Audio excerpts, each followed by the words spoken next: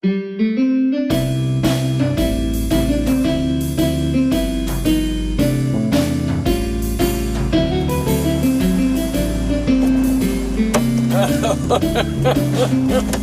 we are, the start of another year, with the form, the registration, everything. What a wonderful day for it as well. How many have we got? 8, 9, 10, brilliant. Couldn't be anything better, Lawrence, and especially having you in charge. Wonderful. Hello. Hi. Hello. Who wants to see the sand dunes as they looked in 1940?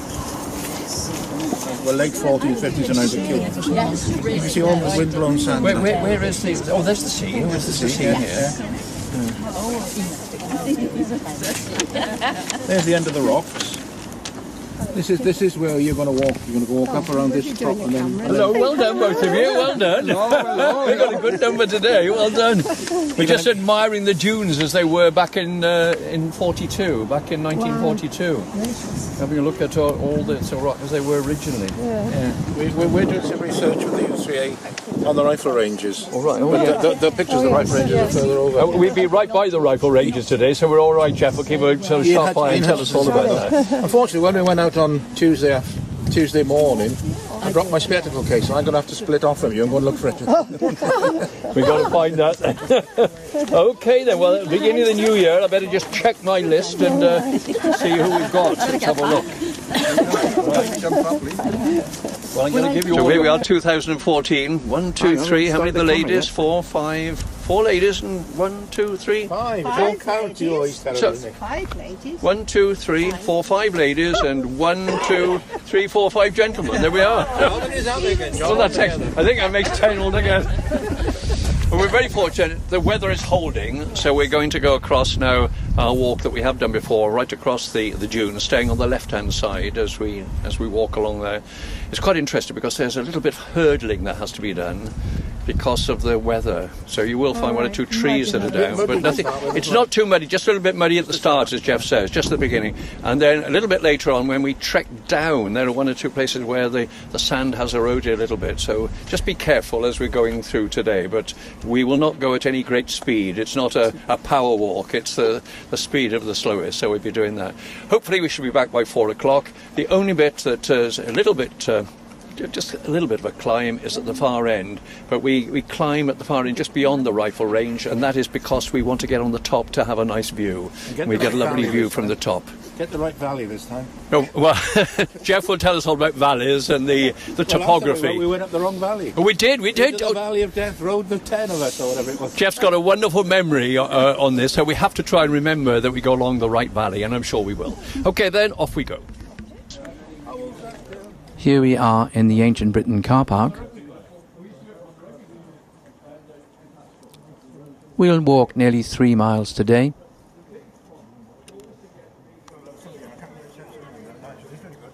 Here's our route marked in red.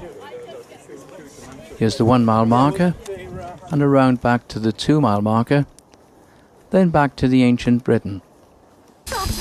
Well, here we are. We've just started on our walk. We haven't got very far, but we're stopping almost straight away, really, because 2 of the highlights of the walk are right in front of us. First being the church up here, which, Carol, I believe is... 1180 or 1190? I think it's on that order, is it? 1180, 1190. And one or 2 of the special features. There's Jules Verne window. No, a Burne-Jones. They have a Burne-Jones window.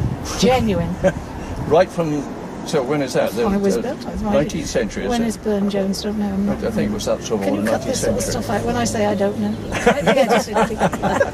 Let me just say about Carol, she actually heads up the Christian Aid Week, and we're very fortunate to have her on this walk as well, because in just 2 months' time we'll all be at it, going around all the roads, all the avenues, asking invitations, donations for Christian Aid Week. So very appropriate passing here. On the other side, of course, by contrast, but maybe very much part of the sentiment, is our Jolly Sailor pub, one of the most famous pubs. We've just left the Ancient Britain, which of course is well known as well. The Jolly Sailor, very much at the heart of the village. So we're going to walk past here now, right on, and then across the dunes. The next time you'll hear us, we'll be way into the dunes.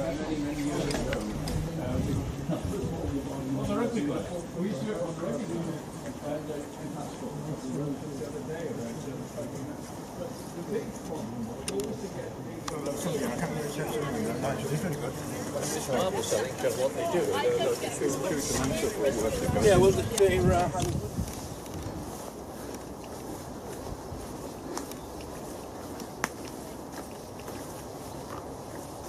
Well, we're coming through the wooded part of our pathway, this first part of the walk. As you can see, just around here, the bushes, and just in behind us, a lot of these have been blown down because of the storms that we've had. But in a moment, we're going to come up to what I call our first obstacle on this journey, which is a tree which is just across the path. So we are all athletic. We're just going to nimbly get either over or under. We've already got Jeff in advance, who's tried doing a bit of a Samson act, picking it up, but I see he's failed on that.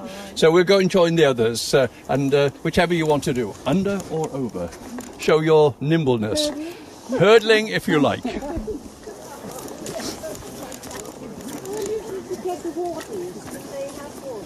Well, here we are, the choices. Oh, I think there's a way that's been found to step over here. No hurdling, all the choice is yours. Either step over. And Heather. Oh, Carol's going to do a bit of hurdling. Judith has gone the outside as well. Now, Trixie, oh, look at this for a hurdle. There we are. Obviously 100 metres hurdler in a time. All right, I'm going now at the end. One.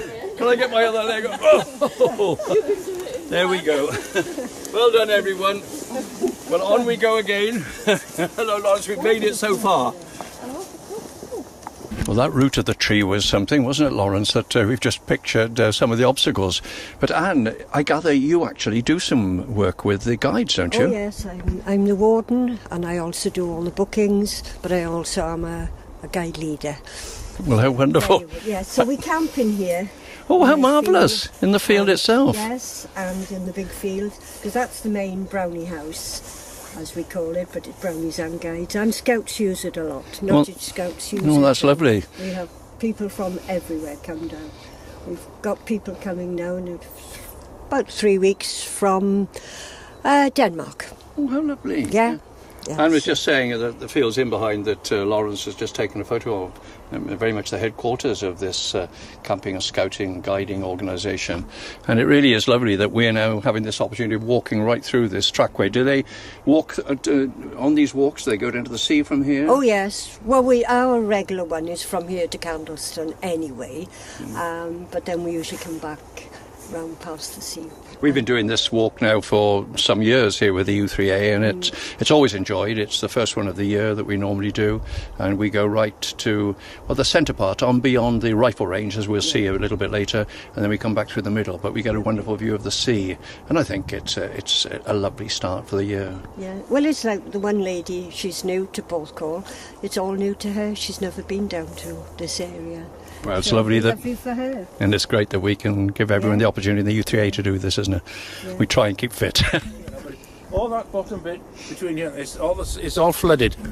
We've had the wettest winter on record, and the lakes down there, Pusswill, the spring water is gushing up from there now, and it's all flooded in the low-lying areas. But I wouldn't go swimming. We used to go when we were kids. We used to go picking watercress in the springtime. And swimming, but the water's a little bit chilly at the moment for skinny dipping. Don't give Jeff the chance, Carol, because we'll end up there. We won't be back till 8 o'clock tonight. Oops. We're walking through this trench, which has previously been eroded away by water.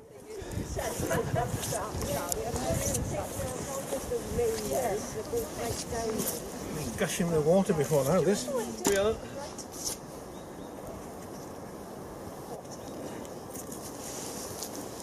What I remember is yes, I know, with Rolf, we had to squash ourselves up against the hedge.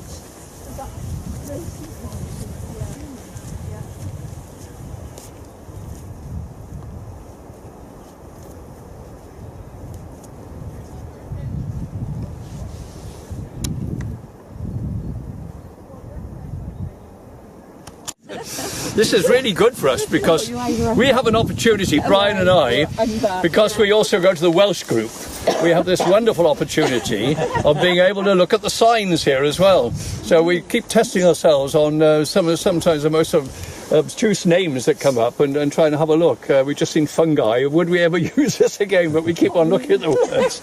Well, one of the signs that used to be here many years ago was a big red flag and saying, stop. Oh, yes. Because if you look up there, there's a little mound, and that was one of the firing points, and we're right on the edge of a firing range.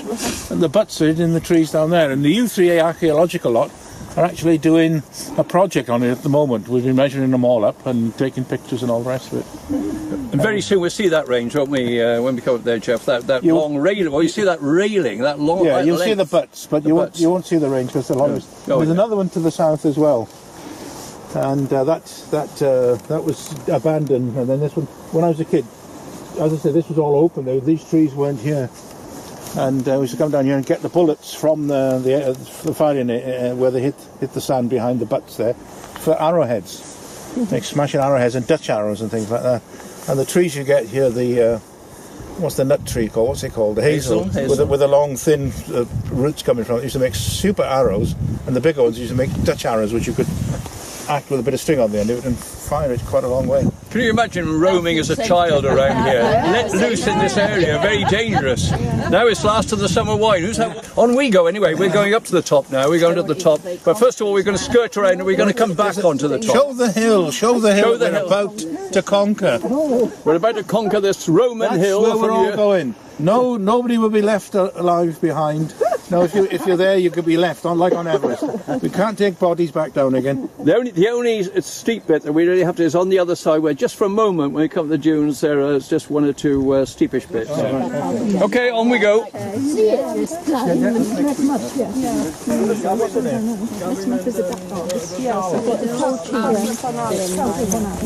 okay. Are there two? No, you only do two. No, Last time, right? Were you here on it last year?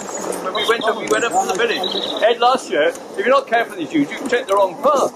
Last year, we thought we were still skirting around. We went up there, but we then ended up right at the top. Yeah. Oh, look at Lawrence! Oh, look at Lawrence taking the catkin.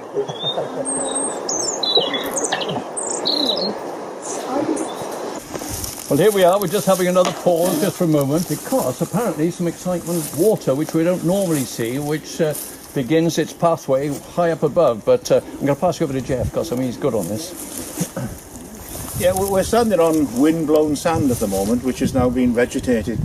And there's usually a stream flowing deep underneath the sand from a spring about 200 yards up there in just the valley near Tiddingston. But we've had such a wet winter that it's actually come above the surface here, and it's actually flowing down very slowly behind us. You don't often see that little bit of water down there because it's usually under the sand. Because this is a very, very loose sand here. But as I say, the spring, if you go further up, it'll be gushing forth lots of lovely fresh cold water. Probably drinkable as well, actually. Although we had the rubbish heap up there by Tiddingston, so maybe not. Maybe not. Yeah. Okay. There you go. When I was a child, we would have been up the woods knitting dens. Yeah, that's right. Yeah. And no doubt clambering along bits of these trunks of the trees.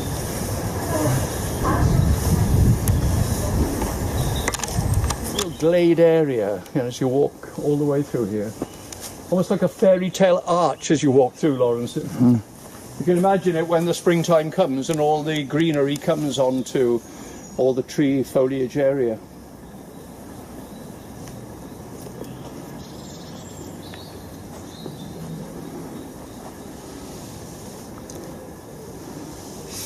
Oh, Lawrence, I've got to tell you this one. This is the spot where, on one previous occasion, we turned right. And we went up there and we climbed to the top here. Now, this is the occasion that Valmai has been very unwilling to forgive me for.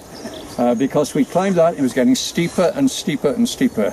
And at the end she said, John, I'm not doing this one again. I thought we were going up on Oh, we are, but we're taking a slightly longer route. I thought we were going up. That's we why are. we Where's Jeff? We've lost him. We're going on the wind. We can win this If anybody route. wants to, if anybody wants to, Sorry. please, I wouldn't stop anyone. And if you're quicker, then you won't join the... The spring's up there, is it? No, it's not gushing, it's just a pool. I think it's further up. All right. Oh, are you talking about the lake? Just on the way now. See the good lot? They look like a trek over the Sahara. Off we go.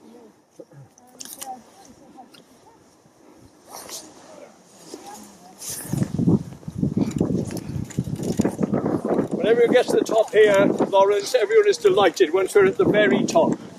They really felt their old calf muscles have done their work.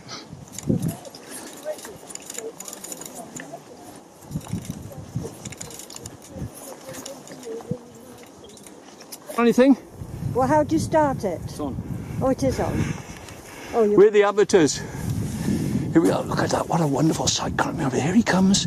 This is our cameraman turning this way. Look at him. What a wonderful man. In the meantime, you can see along the ridge line there now. Yeah. Where that's where the Sutton stone is, a special building stone. That's the quarry just along the top there. Oh, yeah. It cuts into it, and then you just flake it off. And that's where. And the medieval road went right the way down through the middle of the sand dunes. We found some traces of it at the lowest points down there, and then, as I said, past Newton Nottage all the way to Margam. There's a tree just behind Gowellian, and that's where they roost. I mean, Yeah, they have a territory along here. You often get them along here, up and down the side. Buzzard.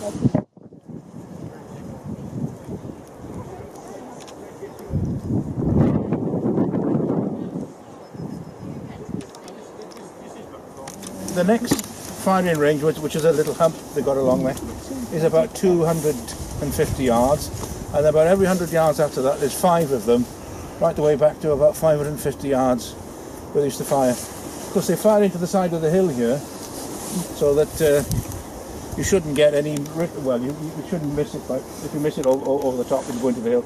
The other range over there, if you went over the top, it goes as far as Ogmore. There's nothing to stop it. So I think they abandoned that when they moved up here, because that was the original one from about about 100 years ago or so.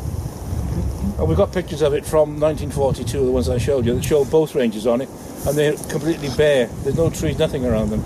And they stand out, all the firing positions, the butts and everything, stand out really clearly. Where were the army based at that time then, Jeff? Well, they'd be all over. Remember, we're doing a thing about the camp. I think somebody's given a talk about the... Danny Gregg used to have a lot of tented camps and huts and things in the war, because this was a big training area. Initially, the Dutch used to live in Porthcawl. I think Queen Wilhelmina was in the Sea Bank or somewhere, or troops anywhere, guards. And they were living here. Then the Poles, some of the Poles, Free French. Come on then. This was where they used to have like big playing cards, weren't they? Yes, they're big targets with bullseyes. Like that. Machinery. You see the little ditch down there at the back? There's a little ditch about that deep that wide. And the things used to go up and down on pulleys. They used to go up. And then they fire, and then they pull them down, and then they had landlines going from here to the firing positions to give them, they had binoculars down there as well, but to say how it was going, all for safety. Come on then. I'm going to go along here now. I'm going down to the other range. I'm going to you're okay? Do you search of my spectacles. No, I'll be all right. You can get through, catch you up.